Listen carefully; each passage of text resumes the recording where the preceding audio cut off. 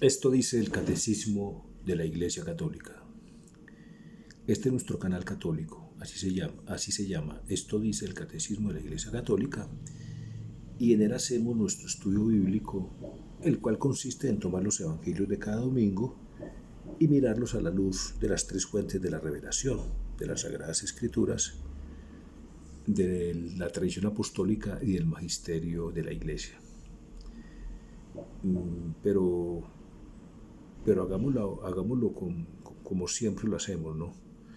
Pidiéndole a nuestro Padre Celestial, en nombre de su Hijo Jesucristo, su Santo Espíritu, para que este encuentro se haga no como nosotros quisiéramos hacerlo, sino como Jesús quisiera y merece que sea realizado. Espíritu Santo, ilumínanos y santifícanos. Espíritu Santo, ilumínanos y santifícanos. Espíritu Santo, ilumínanos y santifícanos. Bueno, hoy es jueves 9 de septiembre del 2021. Vamos entonces a mirar el Evangelio del próximo domingo 12 de septiembre del 2021, ¿no? El cual es Marcos en el capítulo 8, versículos del 27 al 35. Entonces, lectura del Santo Evangelio según San Marcos. Gloria a ti, Señor. Por la señal de la Santa Cruz de nuestros enemigos, líbranos, Señor Dios nuestro. En el nombre del Padre, y del Hijo, y del Espíritu Santo. Amén.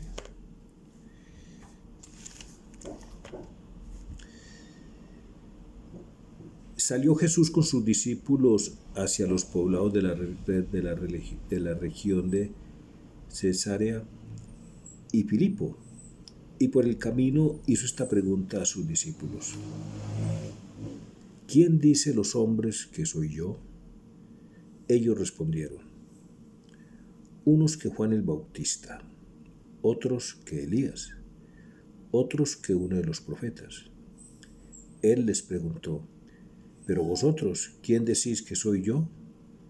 Pedro le contestó: tú eres el Cristo. Entonces les ordenó enérgicamente que a nadie hablaran acerca de él.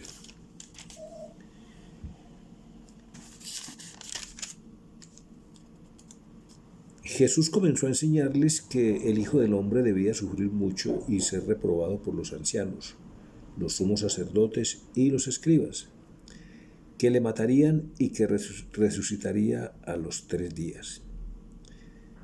Hablaba de esto abiertamente. Pedro se lo llevó aparte y se puso a reprenderle. Pero él, volviéndose y mirando a sus discípulos, reprendió a Pedro diciéndole: quítate de mi vista, Satanás, porque tus pensamientos no son los de Dios, sino los de los hombres. Llamando a la gente a la vez que a sus discípulos, les dijo: si alguno quiere venir en pos de mí, niéguese a sí mismo, tome su cruz y sígame.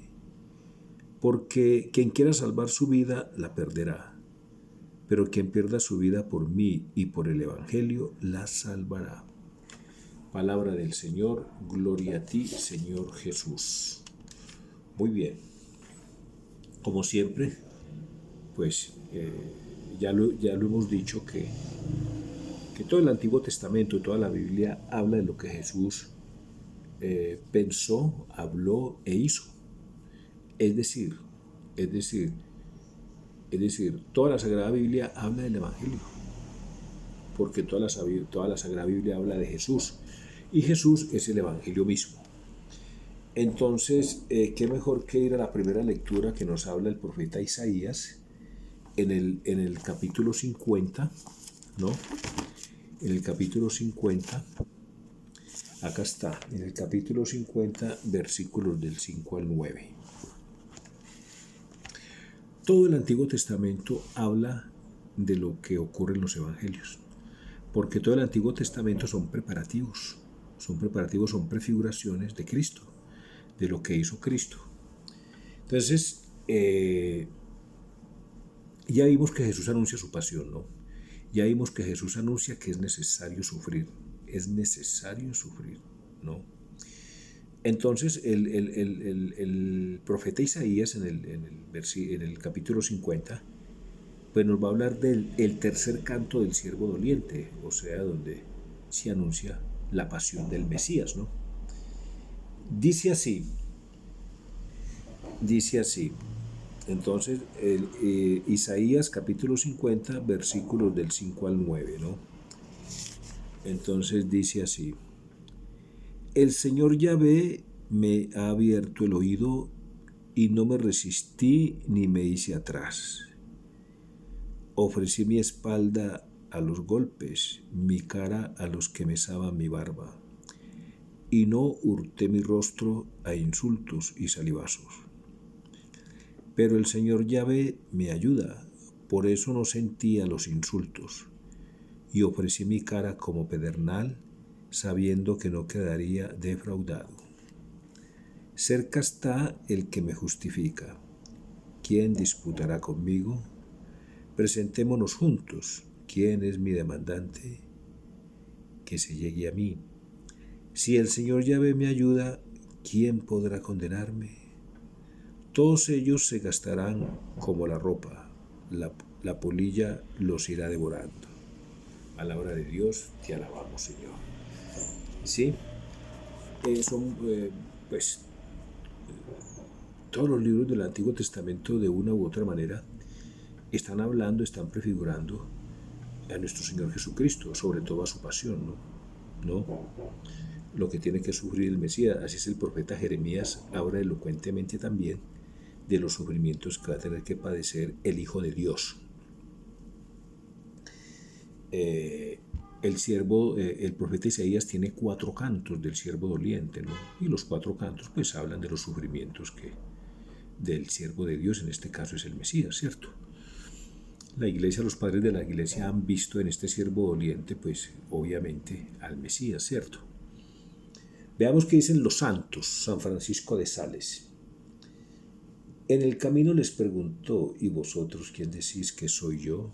Marcos 8, 27, 29.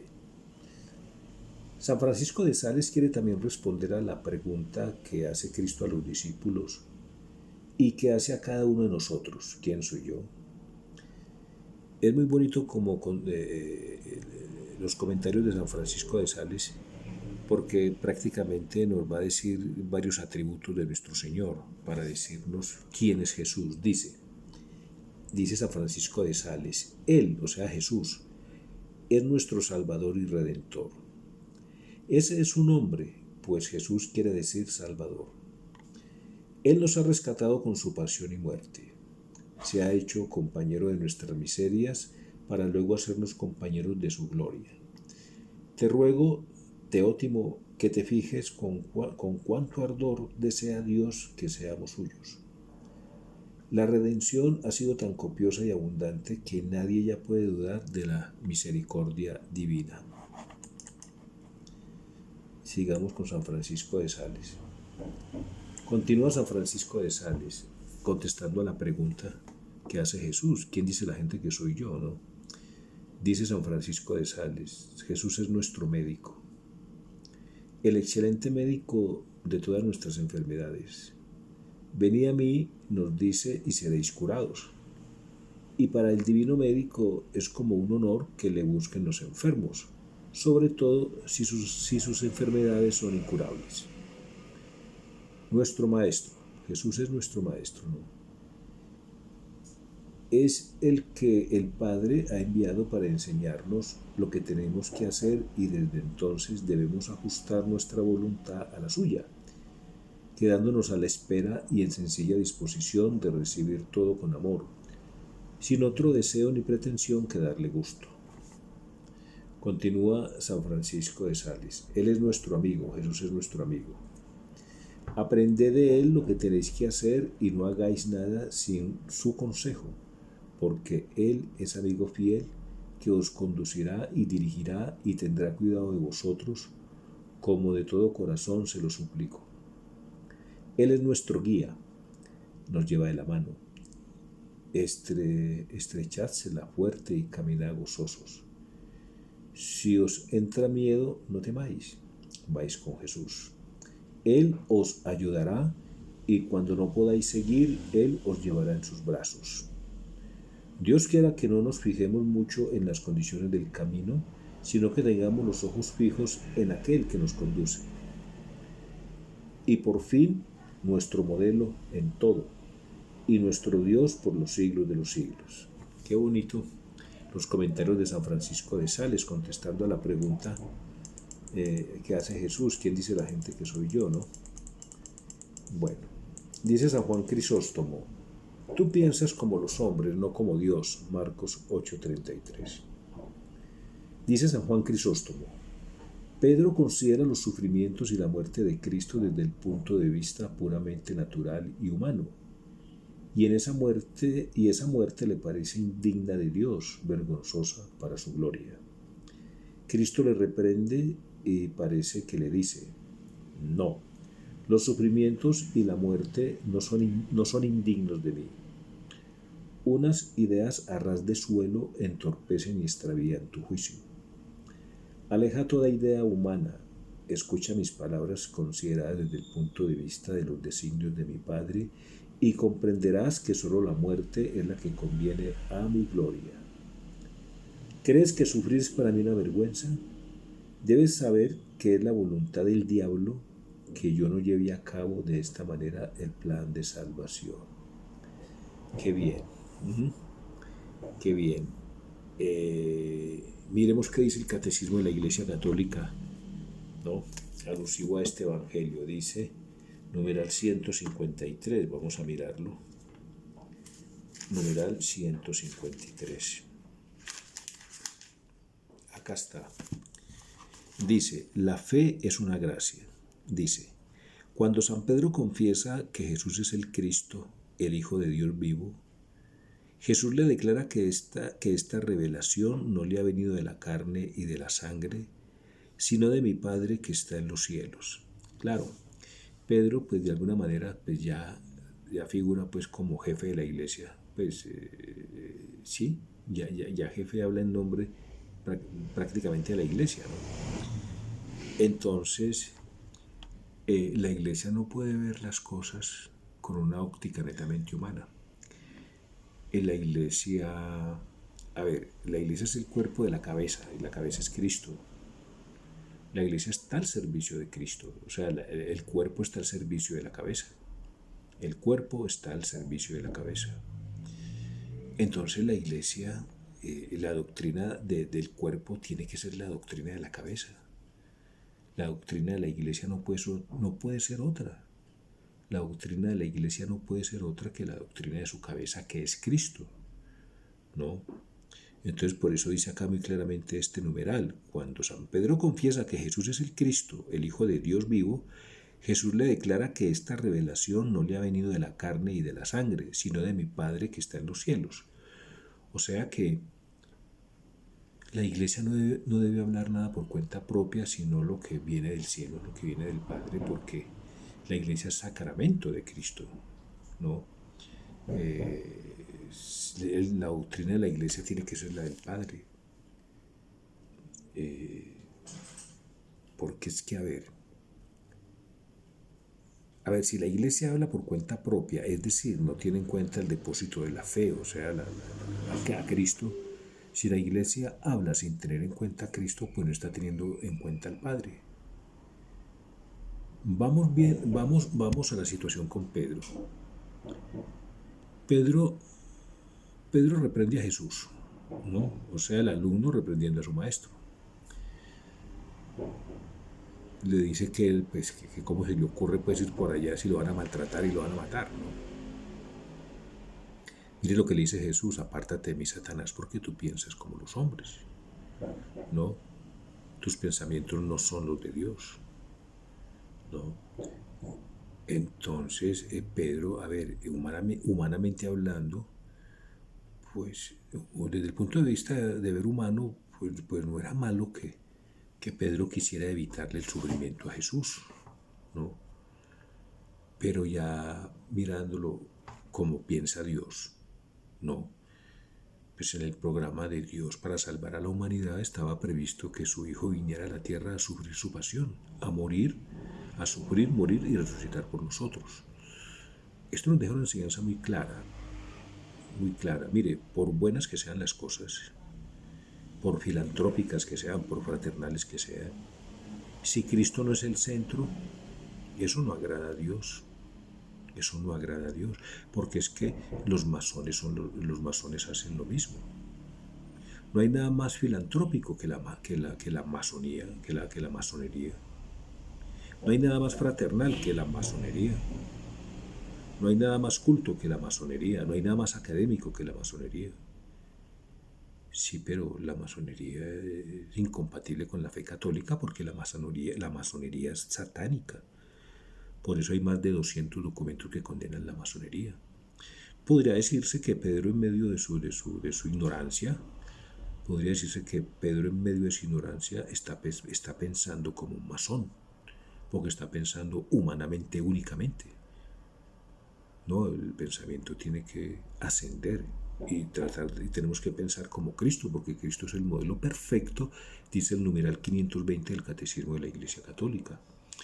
Eso quiere decir que si Cristo es el modelo perfecto, nosotros tenemos que ajustar nuestros pensamientos a los de Cristo. ¿Sí? Porque Cristo es el modelo perfecto de hombre. Cristo es el humanismo perfecto. Cristo es y es un humanismo que todavía no hemos aprendido. Nosotros no hemos aprendido a pensar como Cristo.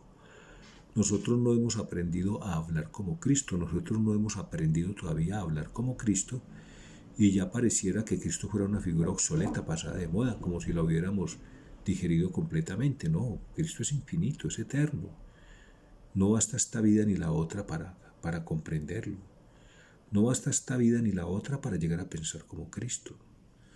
No basta esta vida ni la otra, ni la vida eterna para hablar y actuar como Cristo. ¿Sí?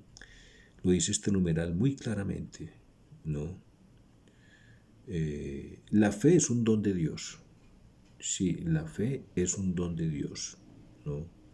Una virtud sobrenatural infundida por Él. La fe no se puede bajar de Google, la fe no se puede adquirir en una universidad, la fe no se puede adquirir en una escuela de formación. No, la fe es una virtud sobrenatural. Quien posee la fe se espiritualiza, quien posee la fe posee a Cristo, ¿no? Para dar esta respuesta de fe es necesaria la gracia de Dios, ¿no? Que se adelanta y nos ayuda junto con el auxilio interior del Espíritu Santo, que mueve el corazón, lo dirige a Dios, abre los ojos del Espíritu y concede a todos gusto en aceptar y creer la verdad. Sí, la fe es una virtud teologal, una virtud sobrenatural. Nadie puede darse a sí mismo la fe. Nadie puede darse a sí mismo la fe. La fe nos viene de Dios a través de otras personas. La fe es como la vida. Nadie puede darse la vida a sí mismo, ¿no? La vida nos viene de Dios por intermedio de otras personas, de nuestro papá y nuestra mamá. Nos viene la vida, ¿no? Y con nuestra vida sostenemos la vida de los demás. Y los demás con su vida sostienen la mía. Así es la fe. La fe viene de Dios y se nos da por intermedio de otras personas, ¿no? De nuestros padres, nuestra familia, nuestros educadores si son católicos, pues, y nuestros catequistas, ¿no? Nuestros pastores, nuestros sacerdotes, obispos y demás. La fe viene de Dios y se nos da a través de otras personas, pero viene de Dios. Viene de Dios. O sea que con mi fe sostengo la fe de los demás y los demás con su fe sostienen la mía. La fe se vive íntima y personalmente y se vive en comunidad. La fe se vive en comunidad y se vive también personal, ¿de acuerdo? ¿Sí? Hay que vivir las dos dimensiones de la fe, la personal y la en comunidad, son necesarias las dos. Absoluta. Vivir bien la fe individualmente nos lleva a vivir muy bien la fe en comunidad. Muy bien, veamos el numeral 552, que también está aquí. 552 dice,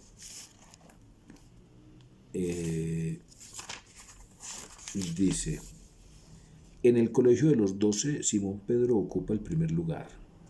Jesús le confió una misión única, gracias a una revelación del Padre. Pedro había confesado: tú eres el Cristo, el Hijo de Dios vivo. Entonces nuestro Señor le declaró: tú eres Pedro, y sobre esta piedra edificaré mi iglesia, y las puertas del infierno no prevalecerán contra ella. Mateo 16, 18. Esto está en el numeral 552. Bueno, entonces,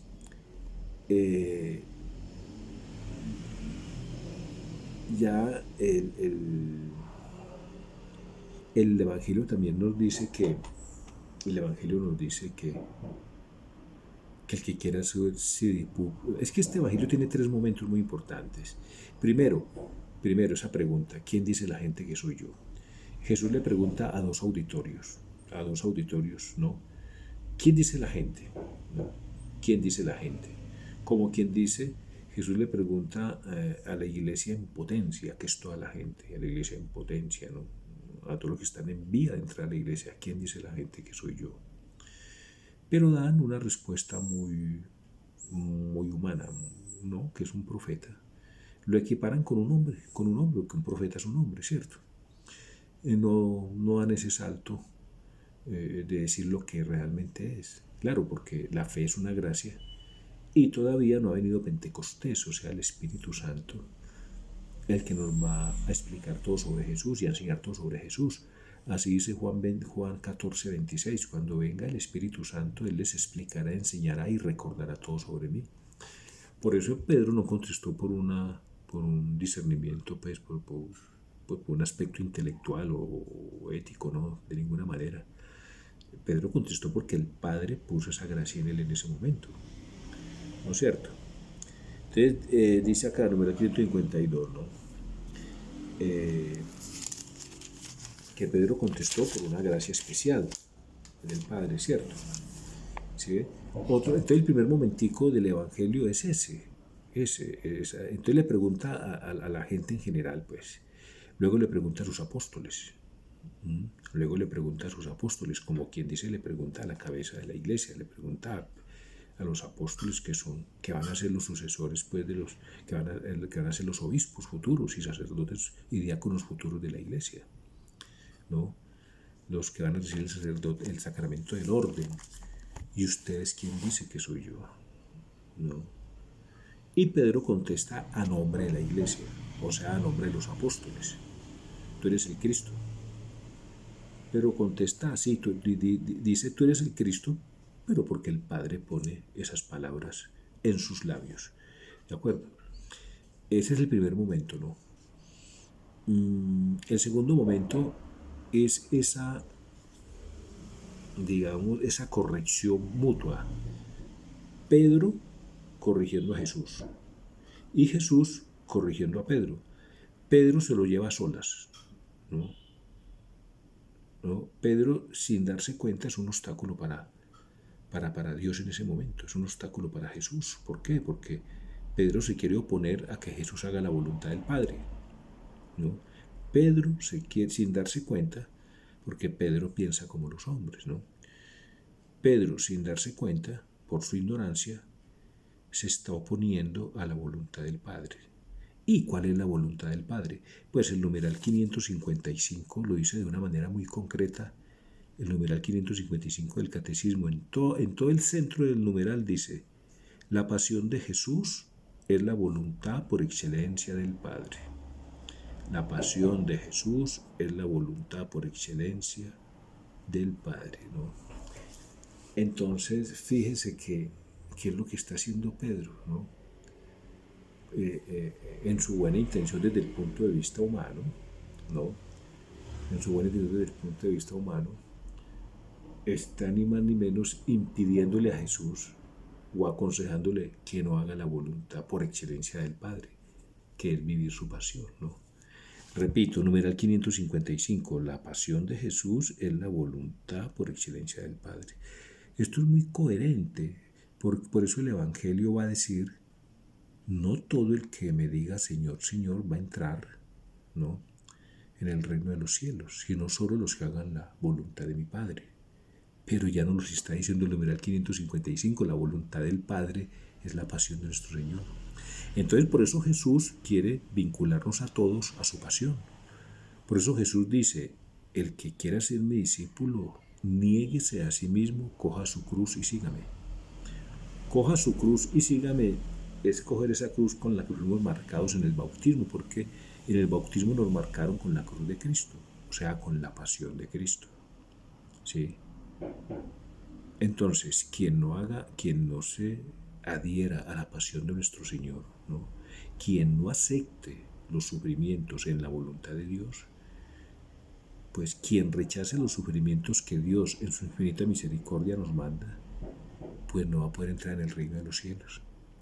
Claro, es muy diferente cuando uno se busca los sufrimientos a cuando Dios nos los manda, ¿no? Los sufrimientos que nos manda Dios en su infinita misericordia, pues son loables, son redentores, ¿no? Son sufrimientos redentores, ¿no? Y aceptándolos de buena gana, con sumisión, ¿no? No mirando el sufrimiento como sufrimiento en sí mismo, sino como fruto de la voluntad de Dios, pues nos estamos volviendo corredentores. Nos estamos volviendo corredentores porque nos estamos asociando a la pasión de nuestro Señor. Entonces no solamente nos estamos salvando nosotros, sino que estamos contribuyendo a la salvación de los demás. Bueno, entonces fíjense que mientras Pedro se lleva a Jesús a solas, Jesús lo reprende delante de toda la gente, porque Jesús es el maestro, el gran maestro y el verdadero maestro. Entonces fíjense que dice acá, luego volvió a llamar a la gente y les dijo, oídme todos y entended. A ver, ¿dónde estamos? Acá. Jesús comenzó y le dijo a Pedro, quítate me esta Satanás, porque tus pensamientos no son los de Dios, sino los de los hombres. Dice acá, llamando a la gente a la vez que a sus discípulos les dijo, si alguno quiere venir en pos de mí, niéguese a sí mismo, tome su cruz y sígame. Entonces, Jesús está reprendiendo a Pedro delante de todo el mundo, delante de la gente y delante de los apóstoles, porque Jesús es el maestro de todos. Jesús es el maestro de todos. Entonces el segundo momento es esa reprensión mutua. Pedro reprendiendo a Jesús de una manera incorrecta, pues fruto de su ignorancia, y todavía no tiene el Espíritu Santo, porque no ha llegado a Pentecostés. Y la reprensión que le hace Jesús lo reprende, ¿cierto? Bueno, y el tercer momento es las instrucciones para seguir a Jesús, ¿no? Negarse a uno mismo, coger la cruz y seguirlo, ¿no? Y hay un punto muy importante ahí, el que quiera salvar su vida la perderá y el que la pierda por amor a mí y al Evangelio la ganará. La ganará, ¿no? Por ejemplo, ahora, el año pasado, se cerraron los templos. Se cerraron los templos, ¿no? Y no se podía ir a misa los domingos. Entonces, y es un precepto, es un mandato del Señor, no es una opción, es una obligación. Entonces, ¿estamos salvando la vida corporal? Sí, porque al no ir a misa, pues, no nos íbamos a contaminar del COVID. Pero quién sabe si estábamos poniendo en peligro la vida eterna, ¿no? ¿Estamos salvando la vida física? Sí. Pero el Evangelio dice, quien quiera salvar su vida la perderá, pero quien la pierda por amor al Evangelio la ganará. Entonces todo esto lo pone a pensar a uno. Hoy por hoy, por ejemplo, sigamos con el COVID, pues hay que usar el gel antibacterial, el tapabocas, hay que usarlos, los medicamentos y demás. Pero no nos olvidemos de la Eucaristía. Si es verdad que el Señor está en la hostia consagrada, que en la hostia consagrada está el cuerpo del Señor y su sangre, pues nada puede tener más fuerza, más poder sanador, ¿no? Poder protector, ¿no? Nada sobre la tierra. Mejor dicho, la Eucaristía es la medicina más potente que puede haber en el cielo y en la tierra. Porque es que no tiene lógica, no puede haber lógica, pues para los cristianos no puede haber lógica de que haya algo que tenga más poder que la Eucaristía o que haya una medicina más potente que la Eucaristía, no. Ya lo dice San Efrén, San Francisco de Sales, médico divino, ¿no?, de nuestros cuerpos y de nuestras almas, ¿no? Bueno, muy bien, terminemos pues pensando en eso, ¿no? De que la Iglesia no puede hablar en términos humanos, ¿no? Si la Iglesia devuelve solo filantrópica, si la Iglesia solo piensa mucho en filantropía y descuida el mensaje divino, el Evangelio, la palabra de Dios, pues grave, porque entonces no se está volviendo una ONG como llaman, una ONG, o sea, no, la masonería hace lo mismo, es muy filantrópica. La Iglesia no puede pensar solo en fraternidad humana, no, la Iglesia no puede enfrascarse en este tema únicamente, ¿no? La Iglesia no puede enfrascarse únicamente en un tema ecológico, no, de ninguna manera. No. El mensaje de Cristo es muy claro a los discípulos, ¿no? Ir por todo el mundo y hacer discípulos míos, bautizándolos en el nombre del Padre, del Hijo y del Espíritu Santo, y enseñándoles a guardar todo lo que me escucharon y me vieron hacer a mí. El mensaje es muy claro, no se puede desviar. No se puede desviar. La Iglesia no se puede modernizar. La Iglesia no se puede modernizar, porque la Iglesia se actualiza a diario con la Eucaristía. La Iglesia se actualiza a diario con la Eucaristía. Pidámosle al Señor que nos dé la gracia. Pidámosle al Señor que nos dé esa gracia grande de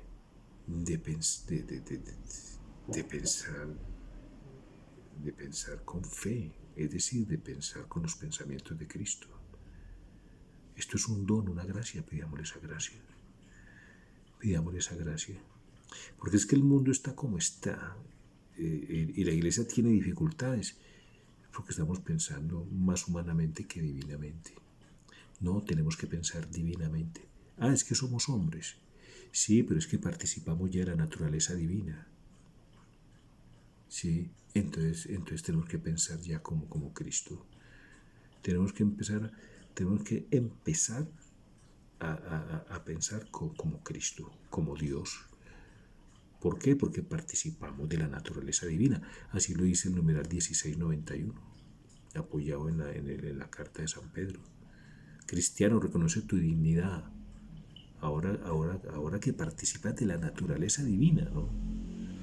No degeneres volviendo a la bajeza de tu vida pasada. ¿Cuál es la bajeza de tu vida pasada? Cuando pensabas como los hombres, solo humanamente. Ahora tienes que pensar divinamente como piensa Cristo. Esa es la gracia que tenemos que pedirle hoy al Señor, ¿no? Que nos dé esa gracia de pensar divinamente con los pensamientos de Cristo. Cargar con amor nuestra cruz. Cargar con amor nuestra cruz.